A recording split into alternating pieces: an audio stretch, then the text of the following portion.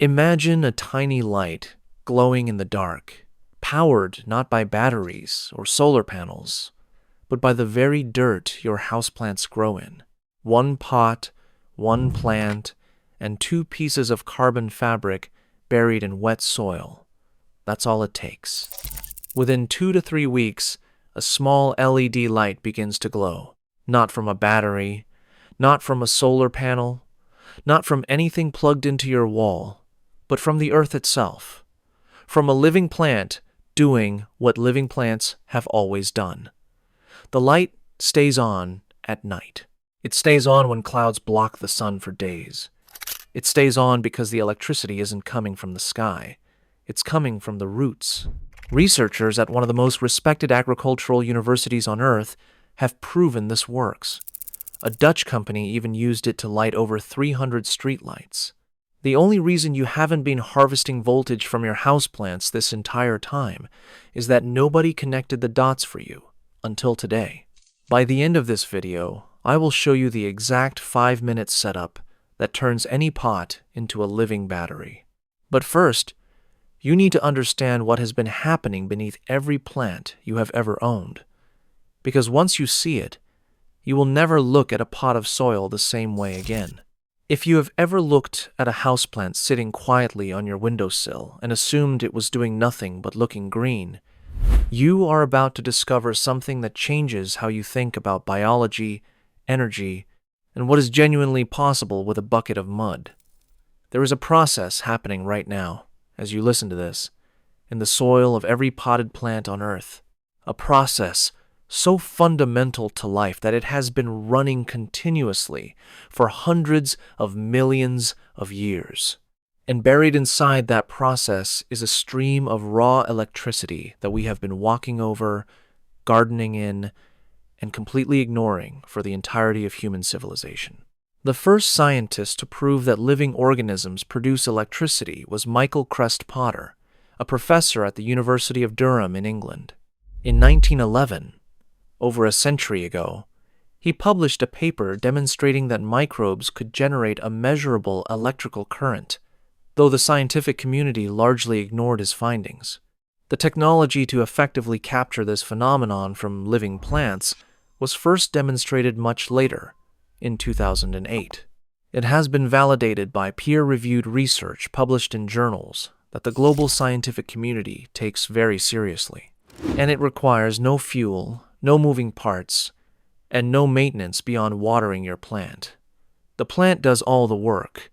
You just have to know where to put the wires. Here is what is actually happening beneath the surface of every pot of soil you own. And it is far stranger than you might expect. We are taught in school that photosynthesis is elegant and efficient. Sunlight hits the leaf. The plant takes carbon dioxide from the air and water from the soil. And using the sun's energy, it forges these simple ingredients into glucose, sugar, the fuel of life. Clean, simple, beautiful. But that version of the story leaves out something enormous. Plants are wildly overproductive, manufacturing far more sugar than they can possibly use for their own growth.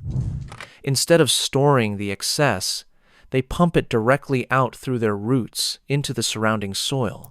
Research published across dozens of universities worldwide has established that plants release between 5% and 21% of all the carbon they fix through photosynthesis directly out through their root systems. Some studies, measuring specific species under certain conditions, have documented losses as high as 40%. Think about that. Up to 1/5 of everything a plant builds from sunlight gets deliberately pushed into the dirt. This is not a design flaw. It is not waste. It is a strategy that has been refined by evolution over 400 million years of land-plant history. Here's how the strategy works. And this is where it starts to get extraordinary. The sugars that leak from the roots attract not just a few bacteria, but billions of them per gram of soil. They swarm the root zone, an area scientists call the rhizosphere, and they feast on the sugars the plant is offering up. In exchange for the meal, The bacteria break down minerals locked inside soil particles and convert them into forms the plant can absorb. Nitrogen, phosphorus, iron, zinc, and manganese, nutrients the plant desperately needs but cannot extract on its own, are suddenly delivered on a silver platter by microbes that are being paid in sugar.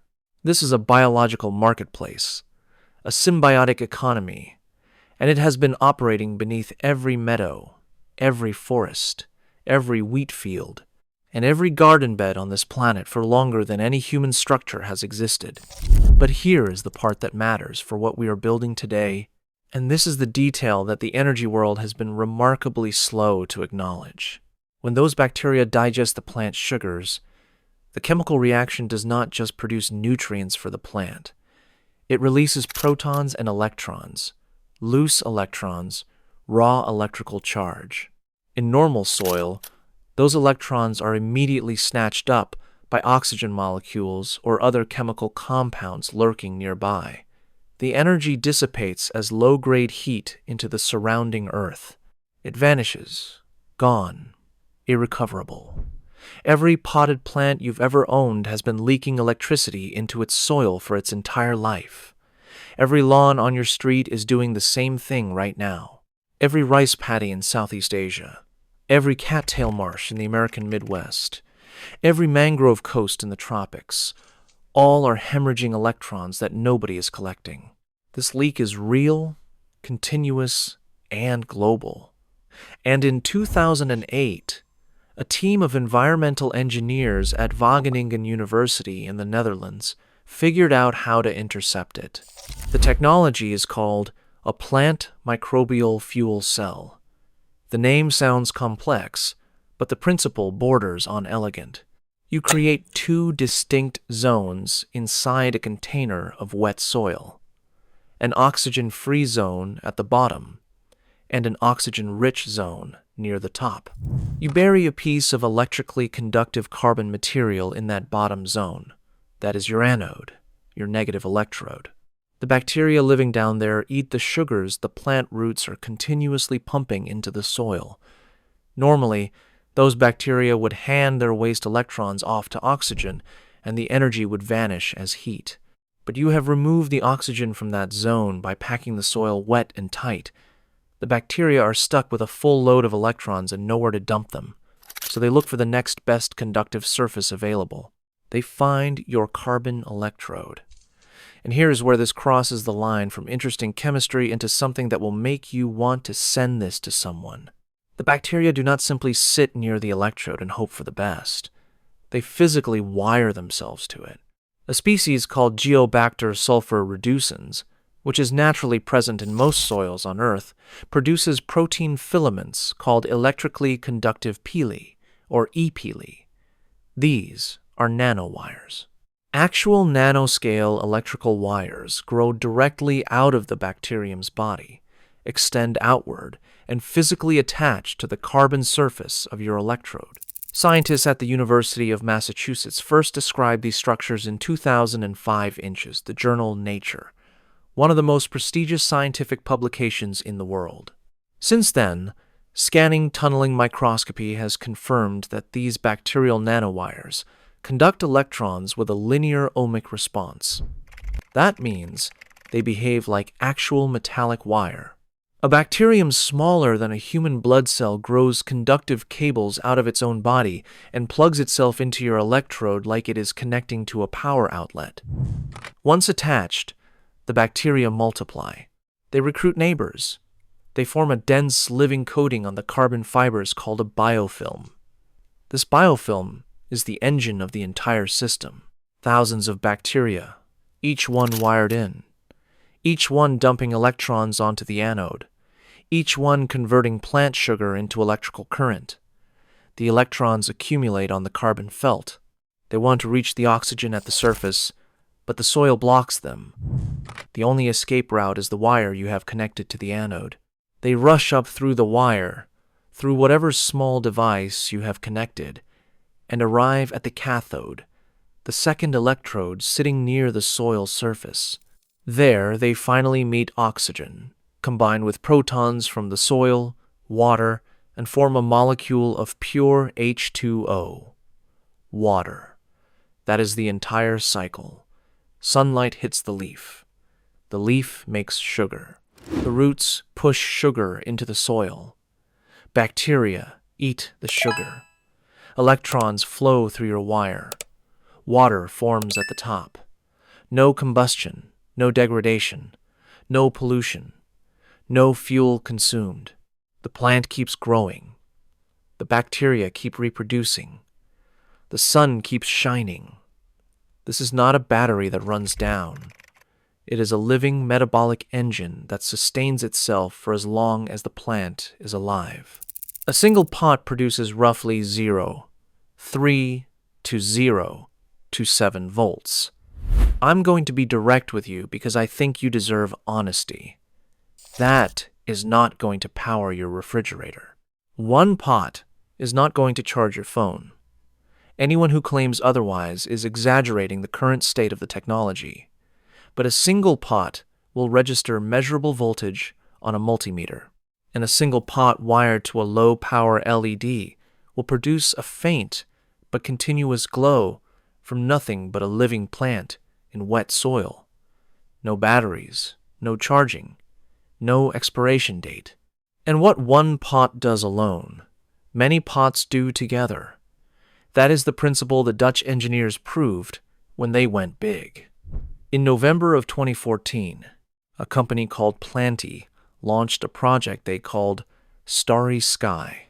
Planty was a direct spin-off from the Wageningen University research, co-founded by Marjolaine Helder, who developed the technology during her doctoral work, and David Strick, the researcher who first proposed combining plants with microbial fuel cells. For the Starry Sky project, they installed modular plant containers across an old military ammunition site near Amsterdam called Hemmen.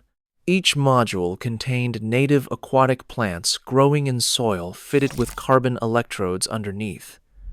They connected the modules in series and parallel. They ran the wires.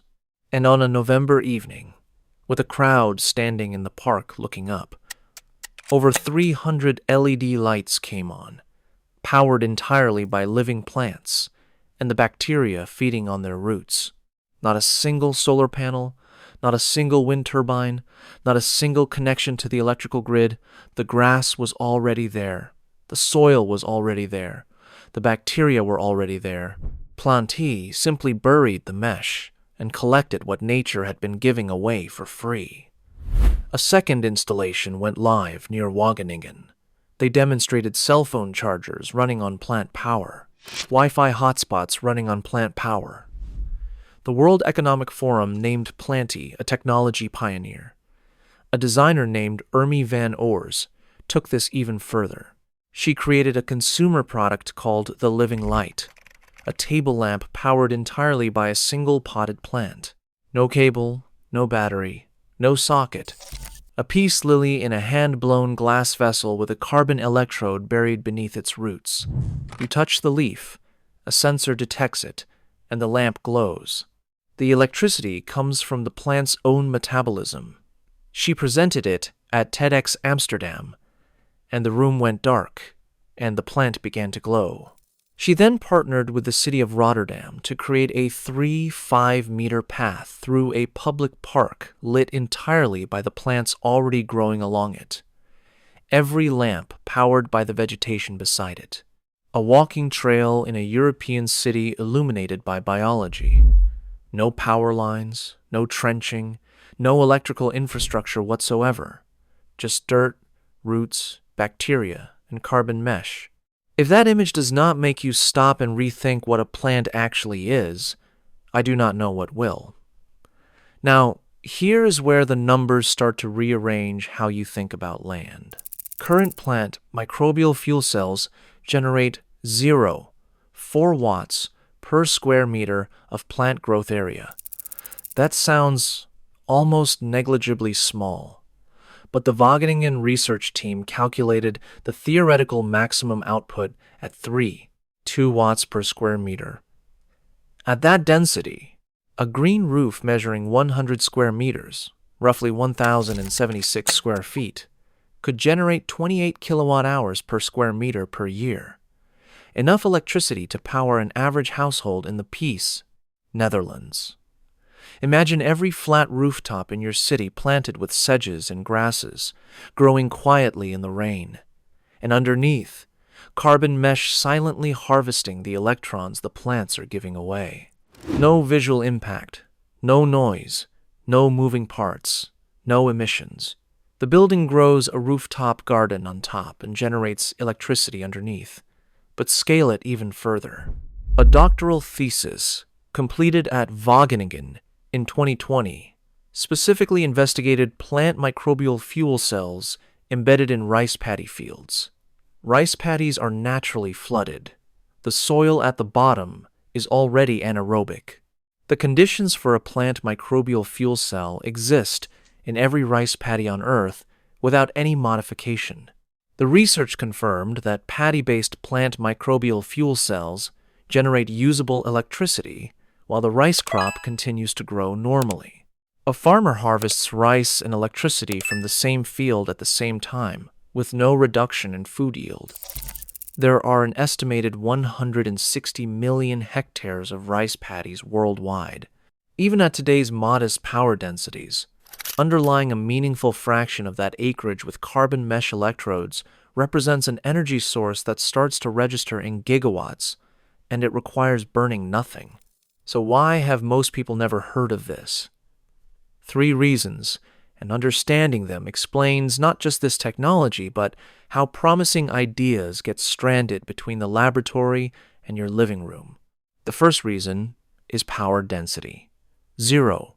4 watts per square meter simply cannot compete with solar panels generating 150 to 200 watts per square meter in direct sun for grid-scale energy. The math does not add up yet. Engineers know this. Researchers know this. The technology is not being hidden. It is being developed. The gap between current output and theoretical maximum is where the real work is happening in labs in the Netherlands, in field trials across Asia, and in a growing number of university programs worldwide. The second reason is economic structure. The global energy industry is built around centralized generation and distribution. Power plants, transmission lines, substations, meters, monthly bills.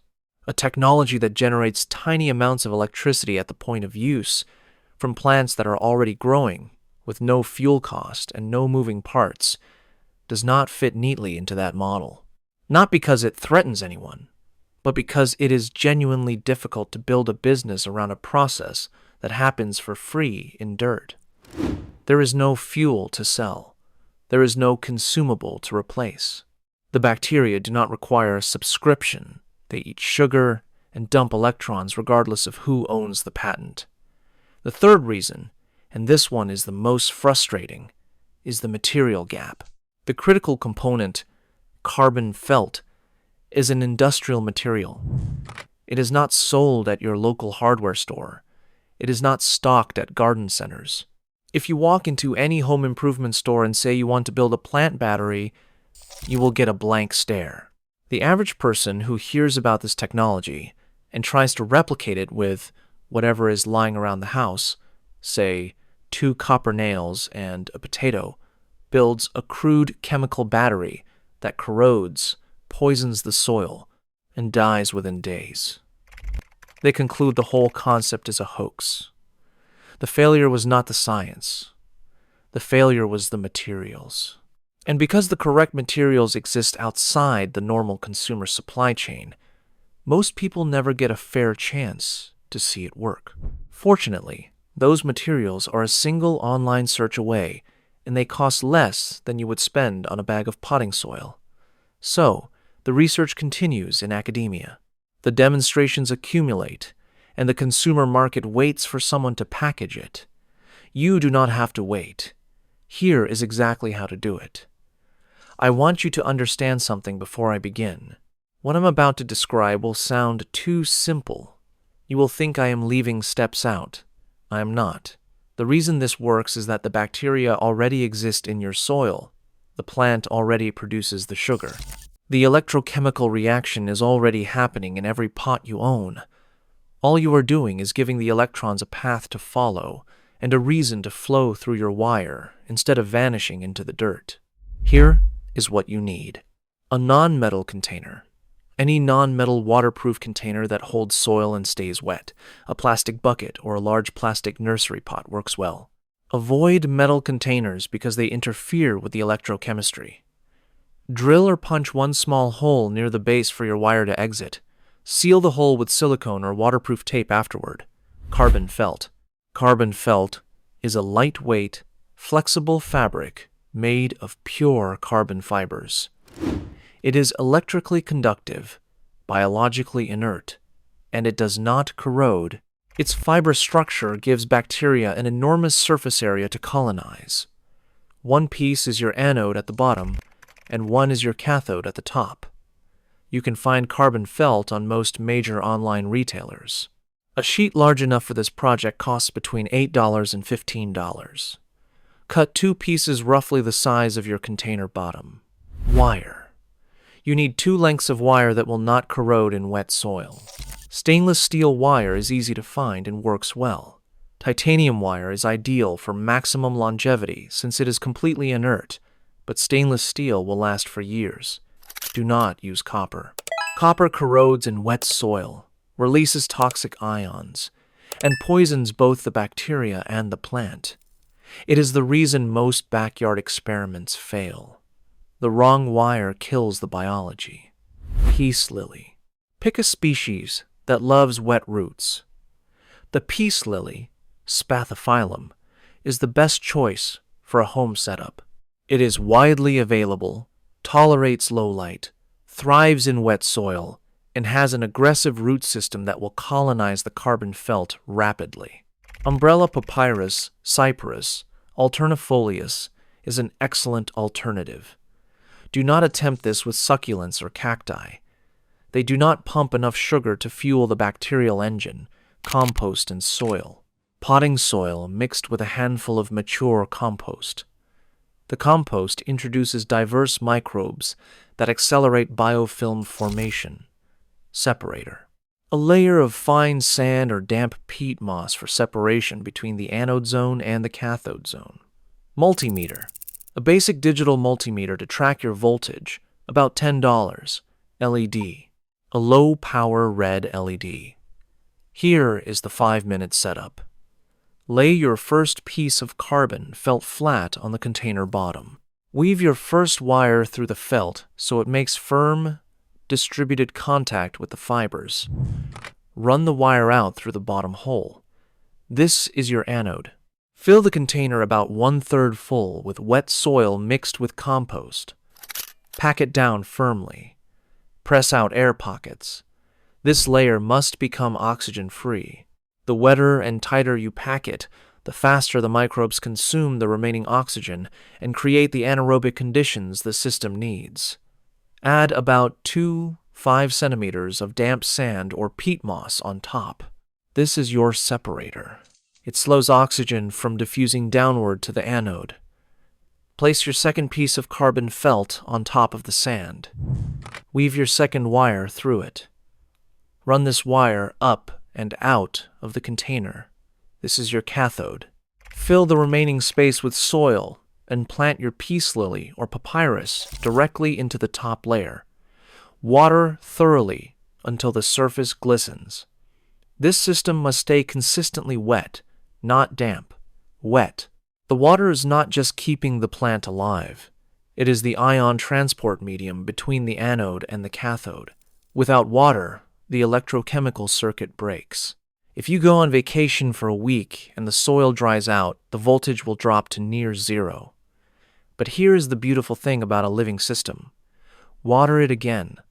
Let the soil resaturate. And, within a day or two, the bacteria resume and the voltage recovers. The biofilm does not die from temporary drought. It goes dormant. It waits. And when the water returns, it wakes up and gets back to work. One more practical note. If your voltage plateaus lower than you expected, the The most common fix is adding a thin layer of fresh compost on top and watering it in. This feeds a new pulse of microbial activity down to the anode zone. Think of it as refueling the engine. The carbon felt lasts essentially forever. The wires do not degrade. The only thing the system ever needs more of is organic matter for the bacteria to eat. And a healthy plant provides most of that on its own through its roots. Now, the hard part, waiting. And I mean this sincerely, the waiting will test you. On day 1, your multimeter will read close to 0, maybe 0.02 of a volt, maybe nothing. Do not touch anything. Do not rewire. Do not add anything to the soil. The system is not broken. The bacteria simply have not found the carbon felt yet. They are there in the compost you added, in the soil itself. But they have not colonized the electrode. They have not grown their nanowires. The engine has not started. Be patient. Keep the soil wet. That is your only job for the first week. By the end of week 1, the readings creep upward. 0.05 of a volt, then 1/10. Something is happening down there, in the dark. The bacteria are attaching to the carbon fibers. They are extending their conductive pili. The biofilm is beginning. By week 2, something shifts. You check the multimeter and the number has jumped. 0.2 of a volt, then 0.3. The anode zone has gone fully anaerobic. The bacterial colony is established, dense, and actively dumping electrons onto the carbon felt with nowhere else to send them. By week 3 to 4, most home setups stabilize somewhere between 0.3 and 0.7 of a volt. The reading holds steady, barely fluctuating, because the system has reached a living equilibrium. The plant pumps sugar, the bacteria eat sugar, and release electrons. The electrons flow through your wire, day and night, rain or shine, summer and winter, as long as the plant is alive and the soil is wet. This is not a battery that drains. It is a metabolic cycle that sustains itself. Connect your LED across the 2 wires and watch it glow. It will be faint from a single pot. That is honest. But let me tell you what it feels like the first time you see it. You have a pot of dirt, a plant you bought for $8, 2 pieces of carbon fabric, and 2 wires. There is no battery anywhere. There is no plug. There is no chemical reaction consuming itself. And a tiny red light is glowing in the dark, powered by nothing but the relationship between a plant and the invisible organisms living in its soil. Something about that moment is hard to put into words. It is not about the brightness. It is about the principle. You are watching biology generate electricity in real time. You are watching a process that has been running on this planet since before the dinosaurs, and you have simply given it a wire and a reason to show itself. Now, to get brighter light or to power anything more substantial, you stack. Connect 2 pots in series, the positive terminal of one to the negative terminal of the next, and your voltage doubles. 3 pots triple. 10 pots wired in series gives you 3 to 7 volts. That powers a bright LED array easily. That runs a small soil moisture sensor for your garden indefinitely. That feeds a low-power microcontroller or a small digital thermometer. Picture this in your mind. A shelf by your window with 5 peace lilies, each one sitting in its own bucket, each one wired to the next. The plants are green and healthy, doing what houseplants do. But underneath, invisible, a chain of living batteries is running. The combined voltage powers a strip of warm LED lights along the shelf. No plug, no cord running to the wall, no battery to change. The lights glow because the plants are alive. If a visitor asks where the lights are plugged in, you tell them they are plugged into the dirt, and you watch their face. That is the kind of moment this technology creates. Scale it up. A classroom with 15 potted plants along the windowsill wired together, powering a small weather station display that shows temperature and humidity. The children are not just watering plants. They are maintaining a power grid. They are watching voltage on a multimeter. They are learning that electricity does not only come from wall sockets and batteries. It comes from the metabolic labor of organisms too small to see. That lesson does not exist in any textbook I have read, but it exists in a bucket of mud on a classroom shelf. The principle that lit 300 streetlights in Amsterdam scales down to your windowsill and up to a rice paddy in Indonesia.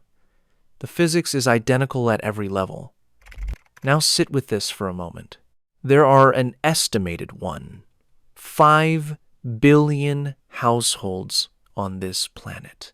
Hundreds of millions of them have at least one potted plant inside. Every single one of those plants has been leaking electricity into its pot for its entire life, and not one person in that household knew it was happening. Every garden bed you have ever tended was dumping voltage into the ground beneath your knees. Every wetland, every marsh, every forest floor on Earth is running a continuous electrochemical reaction, powered by sunlight, maintained by bacteria, and fueled by the oldest energy capture system in biology. We paved over it. We mowed it. We composted it. We never once thought to put a wire in the mud and listen to what the soil was trying to tell us. Here's what makes this fundamentally different from every other energy technology that exists. Solar panels degrade over 20 to 30 years. Wind turbines require constant maintenance. Lithium batteries lose capacity with every charge cycle and leave behind toxic mining waste when they die.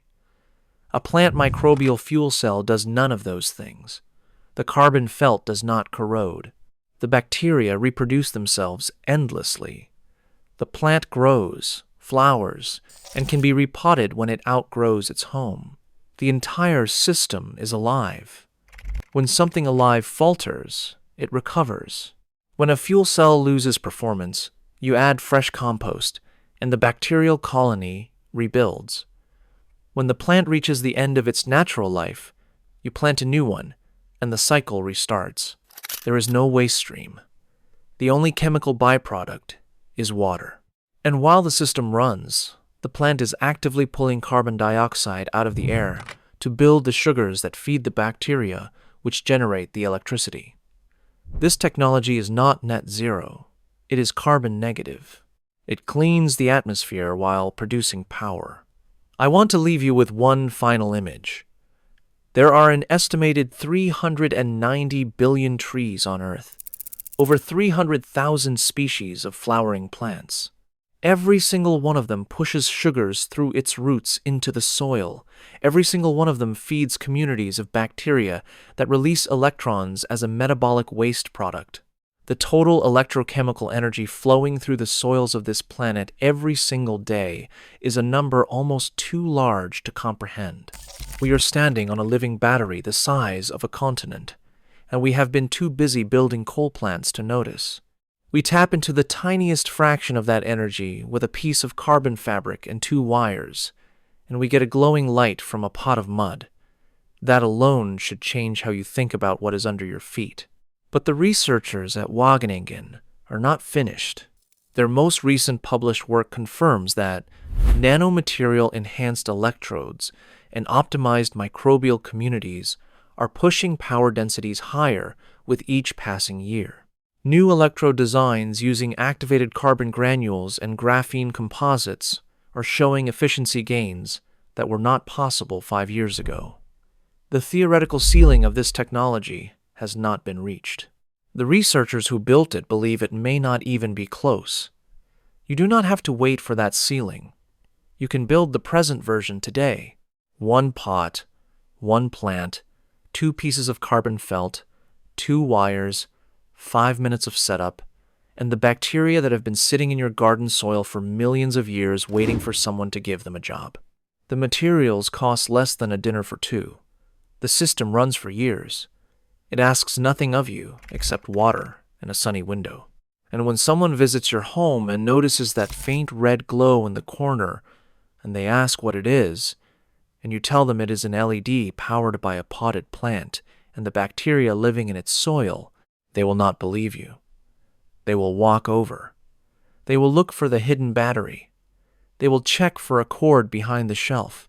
And when they find nothing, when they realize the light is coming from mud and roots and invisible organisms doing what they have done since the beginning of life on this planet, something will shift in how they see the world. That is what this technology does before it ever powers a streetlight. It changes what people believe is possible. The soil is not dead. It is electric, and it has been waiting for you to notice. If this changed how you think about what is growing beneath your feet, hit subscribe. I have a lot more of these coming, and the next one goes even deeper. I will see you in the next one.